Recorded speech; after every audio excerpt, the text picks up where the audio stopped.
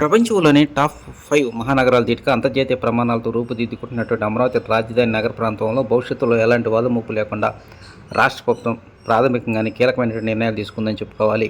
ఎక్కడో కొండల్లో పుట్టినటువంటి ఈ కొండవీటి వాగు పుణ్యమంటూ ఇప్పటి వరకు రైతులు అనేక ఇబ్బందులు ఎదుర్కోవాల్సిన పరిస్థితి ఏర్పడింది. వాటన్నిటిని చెక్కిపెట్టడానికి కీలకమైనటువంటి రిజర్వాయర్లు అంటే 3 రిజర్వాయర్లు ఈ అమరావతి రాజధాని ప్రాంతంలో నిర్మాణ పనులు చేపట్టింది.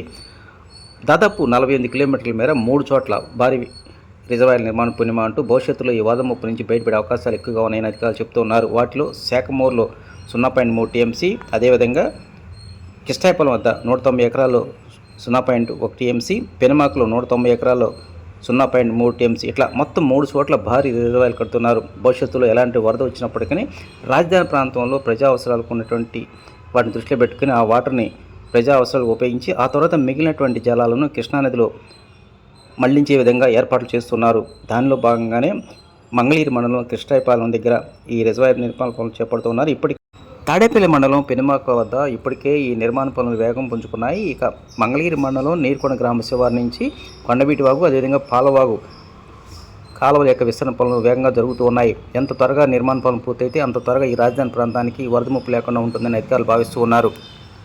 ఇక మంగళగిరి మండలం కృష్ణాయపాలెం, అదేవిధంగా తాడేపల్లి మండలం పెనుమాక వద్ద నిర్మాణం జరుగుతున్నటువంటి ఈ 2 రిజర్వాయర్లలో భవిష్యత్తులో వచ్చే వరద నీటిని నిల్వ ఉంచి ప్రజా అవసరాలకు వినియోగించగా మిగిలినటువంటి ఈ యొక్క వరద నీరును కృష్ణానదిలో మళ్లించే విధంగా ప్రణాళిక సిద్ధం చేశారు.